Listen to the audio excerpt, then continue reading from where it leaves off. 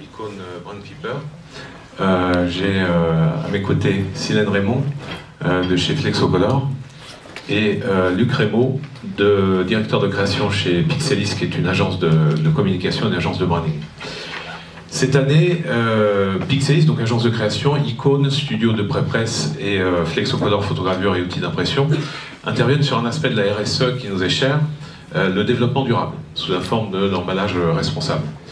L'emballage souple, bien évidemment, n'est pas le seul à pouvoir être optimisé en termes de RSE, de développement durable, mais il nous semble présenter un certain nombre d'opportunités que l'on peut saisir à moindre effort et relativement rapidement. Et ces opportunités sont en termes de conception, d'usage, de réutilisation, de production et bien évidemment de recyclage. Il nous paraissait donc essentiel de partager cette intervention entre nos trois sociétés, non seulement pour vous montrer la complémentarité des offres, comment ça peut s'organiser, mais aussi pour couvrir le spectre complet, là où l'agence de création, donc Pixelis, va définir avec ses clients une prise de parole, une attitude vis-à-vis des marques, donc vis-à-vis de leur écosystème. Écosystème, bien évidemment, on pense aux consommateurs, mais pas seulement. N'oublions pas les salariés de ces entreprises qu'il faut engager. N'oublions pas non plus leurs partenaires, leurs fournisseurs de technologies et autres. Icône va ensuite, donc le studio pré-presse Icône, Brand Keeper va ensuite définir une série de solutions tactiques et techniques sur la base de ce qui aurait été défini entre Pixelis et ses clients. Et à la suite, Flexocolor va intervenir pour la mise en œuvre. Alors Flexocolor, outil d'impression et photogravure, mise en œuvre sur la partie graphique, mais comme on le verra avec Silène en fin d'intervention, pas simplement sur la partie graphique. Voilà. Je vais maintenant passer la parole à notre collègue Luc Rémaud, directeur de création chez Pixelis, qui va nous en dire un peu plus sur le positionnement des marques vis-à-vis de ces problématiques, enjeux et bénéfices. Merci Christophe. Tout le monde entend bien, parce que je ne suis pas un grand spécialiste du micro. Voilà. Je suis donc Luc Rémaud, directeur de création chez Pixelis. Voilà. Et Pixelis se définit comme une agence de branding. Alors c'est quoi notre rôle? C'est de créer de la valeur pour les marques, en créant de la préférence et de la désirabilité, non pas à partir de concepts publicitaires, mais à partir de la vraie histoire des marques, de leur vision et de leur manière d'agir. Et j'ai une bonne nouvelle pour tous ceux qui agissent et cherchent à améliorer l'impact des produits. Aujourd'hui, si ce travail, et seulement si ce travail dépasse de simples coups de rabot sur les dépenses, s'il s'inscrit dans une vraie démarche de progrès et de responsabilité, alors ce travail va pouvoir être reconnu, valorisé et venir nourrir positivement l'image de marque de votre société. On va parler un peu RSE. La responsabilité sociétale des entreprises. Une entreprise qui s'inscrit dans une démarche de RSE est une entreprise qui décide d'avoir un impact positif en cherchant à toujours faire mieux, souvent avec moins. Elle va aussi inciter et accompagner au changement des comportements et à l'évolution des consciences. C'est une vraie nécessité quand on sait que 75% des jeunes Français disent ne pas avoir confiance dans l'avenir si on ne fait rien pour le changer. La RSE est pour les marques une nouvelle source d'inspiration pour l'innovation, la production, mais aussi la distribution de leurs produits. Et là, je pense en particulier à la réflexion sur le cycle de vie du produit, mais aussi sur le cradle to cradle. Selon une étude menée en 2016, les marques qui ont intégré la RSE dans leur stratégie sont 13% plus performantes que les autres. Dans nos métiers du packaging, quand on parle de notion de démarche de progrès, on pense d'abord effectivement aux impacts environnementaux. Réduction des matières nobles, introduction des matières de recyclage, optimisation des systèmes de photogravure ou d'impression, dématérialisation des flux, et Christophe et Silène vous en parlez tout à l'heure. Nous, en tant qu'agence de branding, nous observons que cette démarche d'impact environnemental est souvent la première étape qui conduit les marques à s'interroger de façon plus large à leur impact sociétaux et à leur écosystème. Tu en as parlé tout à l'heure. Effectivement, l'écosystème des marques se développe avec leurs parties prenantes. Alors on a parlé des collaborateurs, les sous-traitants, les clients, les collectivités locales, et même si elles ne le souhaitent pas toujours, les associations de consommateurs et les ONG. Et ces parties prenantes sont à la recherche d'impact positif, elles aussi.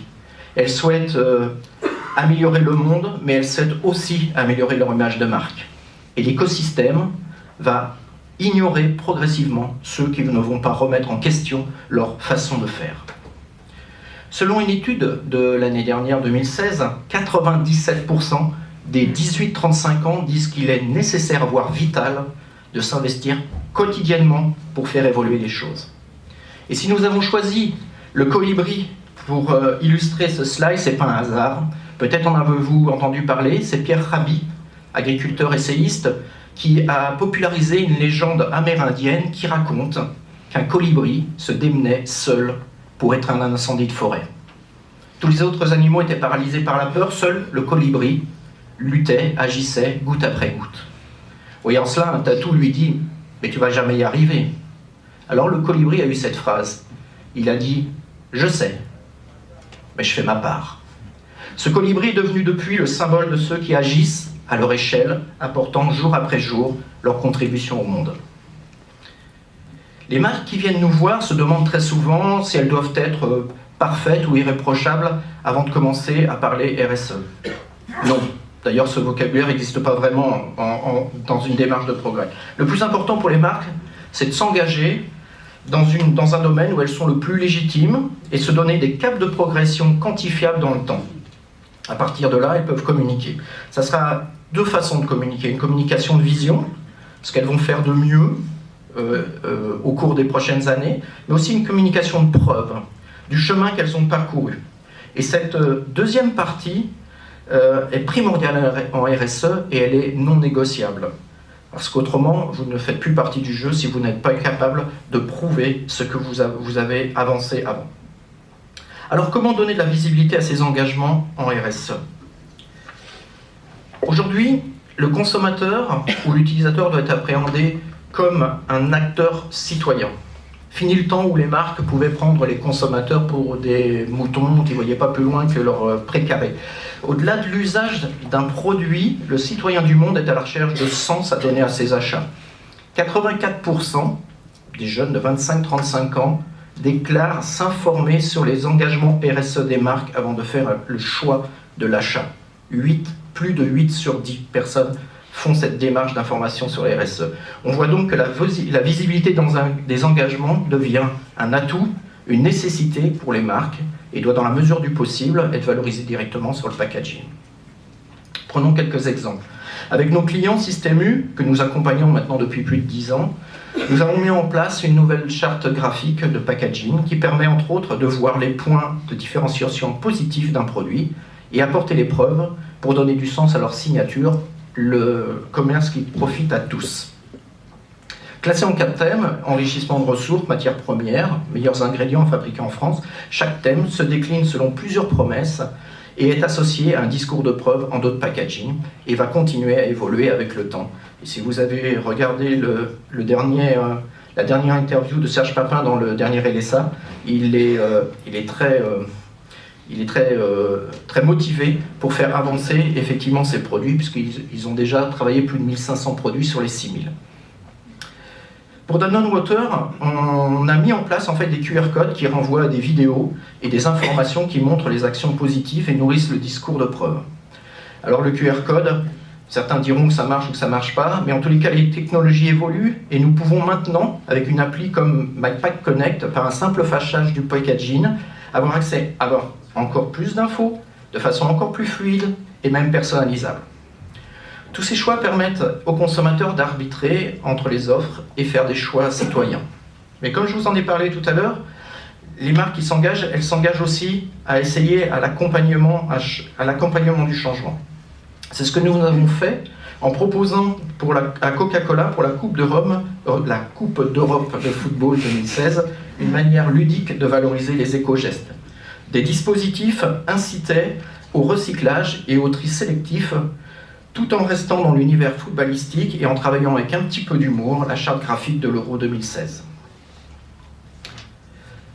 Quand les marques abordent une démarche de progrès, il y a un deuxième type de population qu'il ne faut surtout pas négliger et vers qui communiquer est indispensable, c'est l'interne et les parties prenantes. On pense souvent à tort que dans les entreprises, tout le monde a le même niveau d'information et qu'il faut juste faire ou faire faire pour que la démarche soit comprise. Non, là aussi, les collaborateurs ont besoin d'être accompagnés pour d'abord avoir une vision claire du cap que la marque prend, ensuite comprendre et assimiler ces changements pour au final devenir eux-mêmes des contributeurs au changement. Nous recommandons même de commencer la communication RSE par la sensibilisation de toutes ces forces vives. Pour Danone Water, nous avons créé un kit de communication interne composé de posters et flyers qui expliquent simplement les ambitions du groupe en matière de RSA en précisant les différents chantiers engagés. On pouvait y trouver les problématiques métiers, comme l'usage de l'eau ou écosystème, mais aussi d'autres, comme l'emballage responsable ou l'information sur l'hydratation. Et pour parler plus précisément du cycle d'activité dans les centres de production, nous avons développé en plus un plateau jeu. Durant les parties, les joueurs sont exposés ainsi aux détails en nombre et aux nombreuses actions et preuves qui permettent de comprendre les engagements du groupe et de leur marque. Pour le sieur, on a opté pour un format vidéo qui, en 2 minutes 30, fait le tour des 4 grands chantiers. Mieux nourrir les hommes, valoriser les filières nationales, préserver la planète, mobiliser nos talents. Le choix d'un graphisme simple, papier découpé, est là pour soutenir l'idée que la RSE n'est pas et ne doit pas être vue comme quelque chose de complexe ou de technologique, mais bien comme une démarche humaniste. Cette sensibilisation de l'interne est un enjeu quand on sait que 79% des jeunes Français déclarent qu'il est primordial pour eux que leur travail leur apporte du sens. Aujourd'hui, il existe des organismes reconnus qui auditent et labellisent les marques pour leur engagement et leur progrès. Le label Lucie est reconnu sur la base des 3 piliers du développement durable, le social, l'économique et l'écologique, et ce label s'adresse principalement aux PME. Le label Global Compact, lui, est une initiative des Nations Unies. Il incite les entreprises du monde entier à avoir une attitude responsable, et là il s'adresse plus aux grands groupes. Quant au label B Corp, il est remis aux sociétés qui font du business autrement, en créant de la valeur sociétale, environnementale et économique, et son audit est renouvelé tous les 2 ans.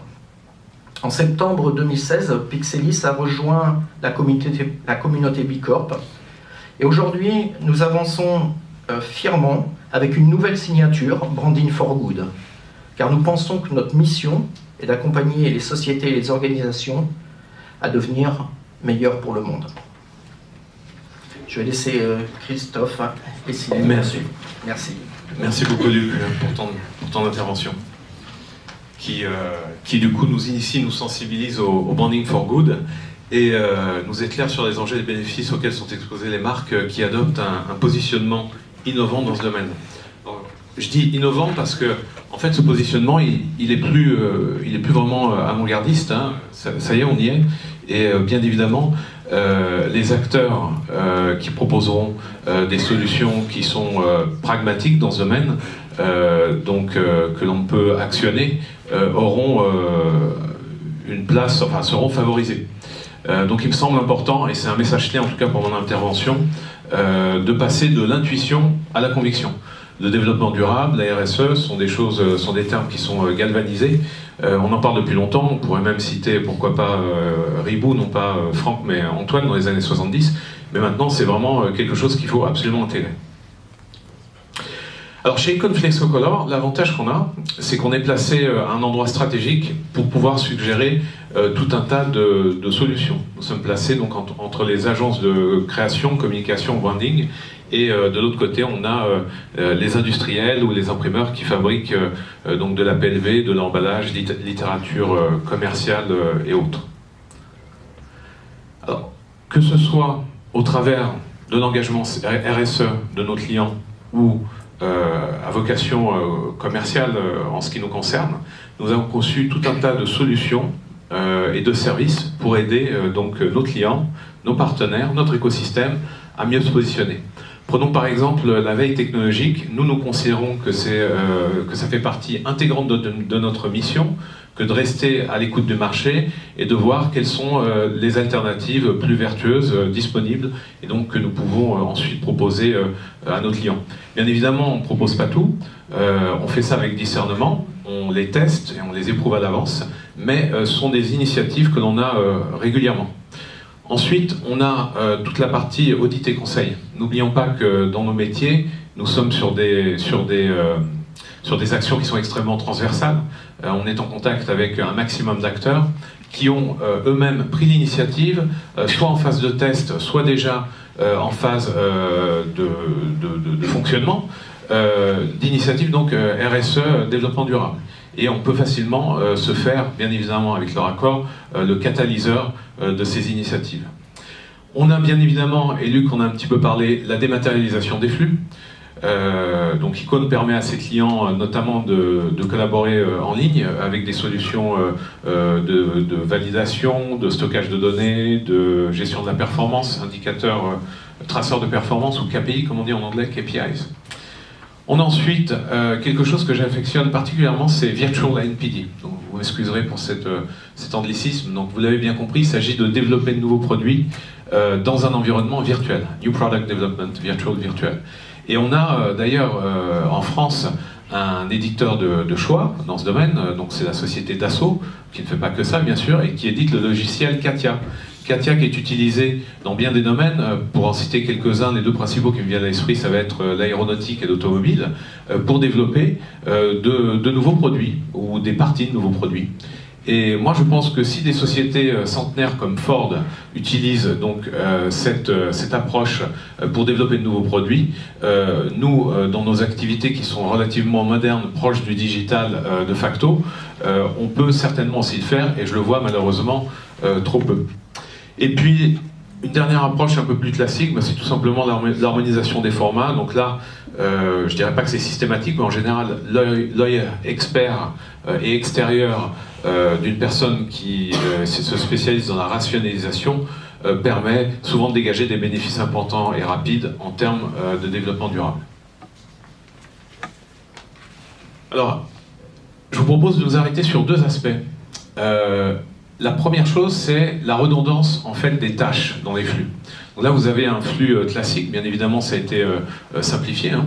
Vous avez une agence de création qui pourrait être Pixelis. Non, dans l'autre sens. Voilà, merci.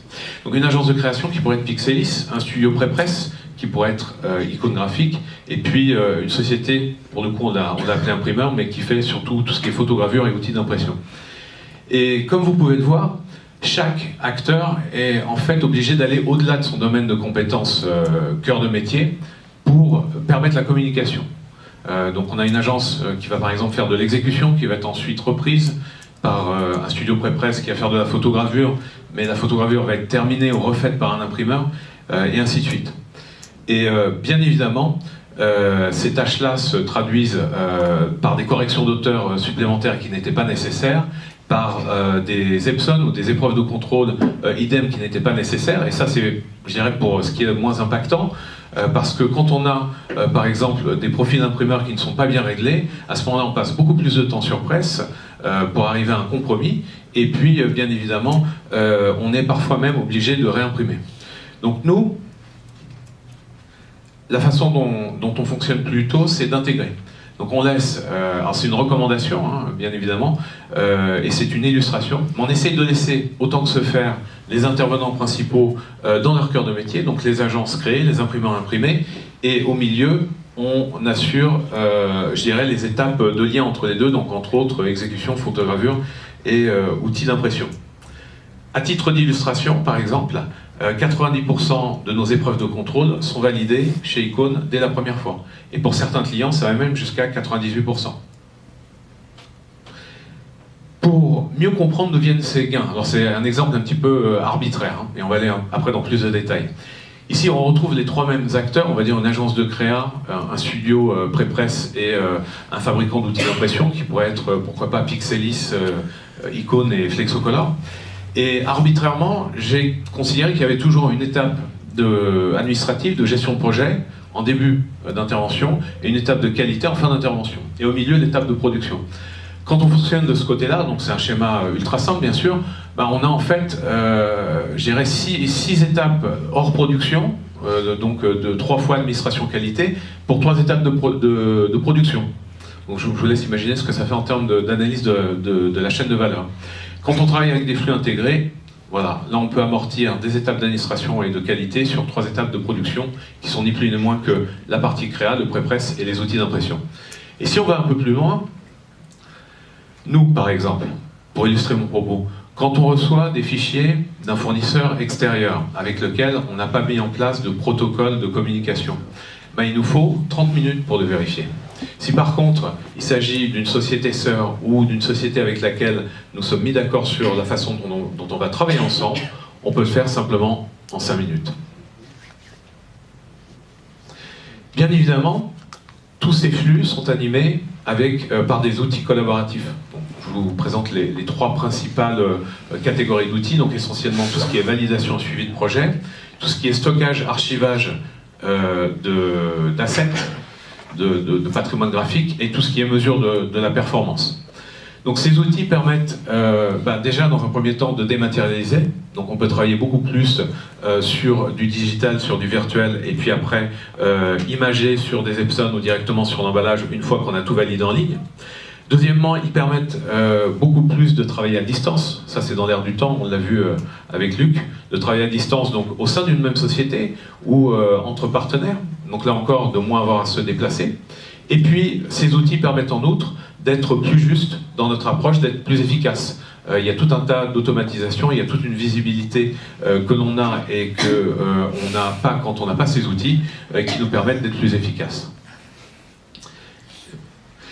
Et pour prendre quelque chose qui semble complètement anodin, mais en fait qui n'est pas anodin, quand on passe d'une organisation qui est docucentrique, donc basée sur les documents qui peuvent être des documents papier ou des documents virtuels, mais tôt ou tard il faudra les réconcilier ces documents, à une organisation qui va être data-centrique.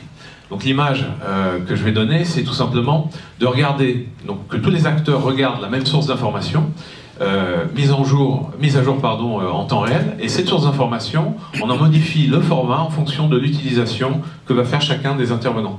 Et bien quand on fait ça, il y a énormément de gains, et pour vous donner vraiment quelque chose qui semble complètement anodin, le stockage d'un email pendant 1 an, c'est équivalent au trajet d'une personne en métro sur 2,6 km. Nous, par exemple, on traite à peu près 40 000 documents par an, et on reçoit bien, je pense, une dizaine d'emails par document. Donc vous imaginez, c'est pas grand-chose, mais en fait, la somme finale est assez importante. Un autre exemple, je vous parlais tout à l'heure de dématérialisation, donc c'est le cas par exemple quand on installe des systèmes d'épreuvage déportés chez nos clients. Donc on met un système d'épreuvage de type Epson chez nos clients, et nous, il nous suffit ensuite simplement d'envoyer un fichier par voie digitale. Là encore, on produit énormément d'épreuves par an sur nos 40 000 dossiers. Peut-être, je ne sais pas, 80 000 épreuves, je ne les ai pas comptées. Imaginez une lettre prioritaire Paris-Marseille, c'est un jour d'éclairage d'une ampoule de 65 watts. Donc ces petites choses dans nos métiers qui sont extrêmement transversaux, où on manipule énormément de quantités, chaque petite chose a un résultat qui peut être important. Voilà. Je vais maintenant passer la parole à ma collègue Silène Raymond de la société Flexocolor. Merci beaucoup. Merci Christophe. Donc comme vous l'avez constaté, l'emballage responsable est un vaste sujet. Flexocolor est entre autres une société de photogravure et de production d'outils d'impression. Étant donné que nous arrivons plutôt à la fin, plus proche de la date de lancement de nos clients, nous avons moins de latitude pour les orienter. Toutefois, on va quand même, à travers certains exemples, vous montrer que nous avons davantage d'options pour leur présenter des solutions concrètes pour les orienter sur leurs emballages responsables. À commencer par la juste taille. Nous sommes capables, notamment dans le domaine du carton, d'assister nos clients dans une démarche de design en volume et d'industrialisation de leurs projets avec un bureau d'études. Mais nous sommes capables également de les accompagner dans la conception de leurs emballages. Nous pouvons les diriger vers les options les plus respectueuses de l'environnement. L'expérience de nos responsables techniques combinée à des épreuvages sophistiqués nous permet d'envisager le juste nombre de couleurs afin de ne pas perdre en termes de qualité de rendu d'impression. Les procédés d'impression varient en fonction des spécifications de l'emballage. C'est en particulier qu'on oppose souvent l'héliogravure à la flexographie. En assurant une qualité équivalente entre ces deux procédés, nous pouvons diriger nos clients dans le cadre de petites séries à ce qui sera le plus intéressant pour eux, que ce soit d'un point de vue financier ou d'un point de vue écologique.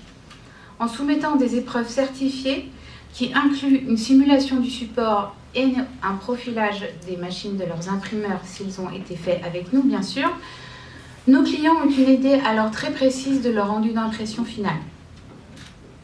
Enfin, nous réalisons ce qu'on appelle le fingerprint, c'est-à-dire une empreinte tellement précise des équipements des imprimeurs de nos clients que le calage devient beaucoup plus facile et beaucoup plus rapide. Les bénéfices sont évidemment en termes d'énergie, de réduction des gâches des supports au moment du calage, mais également de tous les autres types de gâches en consommation des différents paramètres. Je vous propose de voir deux points particuliers, celui des procédés d'impression et les fingerprints. Il est de notoriété que la flexographie a nettement progressé sur les 10 dernières années. Avant, nos clients n'avaient pas forcément le choix. Lorsqu'il s'agissait de petites séries, ils avaient recours systématiquement au système d'impression en héliogravure, parce qu'ils voulaient évidemment garder une qualité optimum. Aujourd'hui, avec la flexographie, on a des possibilités beaucoup plus importantes pour rendre des impressions équivalentes à celles de l'héliogravure. Je ne parle pas de dire que ce sont la même chose, mais des solutions qui nous rapprochent des impressions en hélio. Cela permet à nos clients d'avoir plus de liberté dans leur choix de procédé et de choisir le procédé le plus adéquat en fonction de leurs problématiques sur des petites séries. Ces solutions qui ont permis ces évolutions en flexographie sont notamment ce qu'on appelle les solutions de Full HD. Elles ont permis, notamment nous dans le domaine de la gravure, de nous permettre de graver en 4000 dpi au lieu de 2540 en gravure standard. Nous avons permis aussi d'avoir des recours à des trames aléatoires spécifiques. Elles nous ont permis également de pouvoir structurer nos aplats et enfin de pouvoir transformer les points de cliché d'un point rond vers un point plat. Ces évolutions ne sont pas uniquement dans le domaine de la gravure, elles sont également sur les autres périmètres de l'impression, que ce soit au niveau des machines, au niveau des anilox, au niveau des mousses ou de tous les autres paramètres qui peuvent améliorer la flexographie. Il en résulte qu'en termes d'impression, nous avons nettement une définition améliorée, des bords mieux définis et une meilleure restitution non seulement des hautes lumières, une meilleure tendue des aplats et des densités plus élevées. Et nous avons aussi également constaté que nous avons une meilleure frappe machine au niveau de l'imprimeur. Si les bénéfices sont importants, si je prends l'exemple d'une impression en héliogravure pour des petites quantités vers une impression en flexographie, on constate que cela nous permet d'économiser environ 50% des coûts de production, mais également à peu près l'équivalent en termes de réduction de CO2. Le deuxième point sur lequel je voulais insister était le fingerprint. Le fingerprint permet quant à lui d'améliorer le changement de calage et les changements de projet d'un projet à l'autre sur une presse. Les bénéfices sont de l'ordre évidemment de la consommation d'énergie, de la réduction de la gâche des matières et de la réduction de la gâche de l'encre et de tous les autres périphériques. Il s'agit, si je devais simplifier la réalisation d'un fingerprint, de réaliser une calibration extrêmement fine entre nos équipements de fabrication des outils d'impression et la presse de la machine des imprimeurs. L'important, c'est de réaliser à vitesse réelle de production industrielle 2 séries de tests. Le premier test en une couleur, qui comprend les différentes calibrations de la plaque, du cliché photopolymère pour nous, qui est mesuré, analysé et nous permettant ensuite de proposer des évolutions.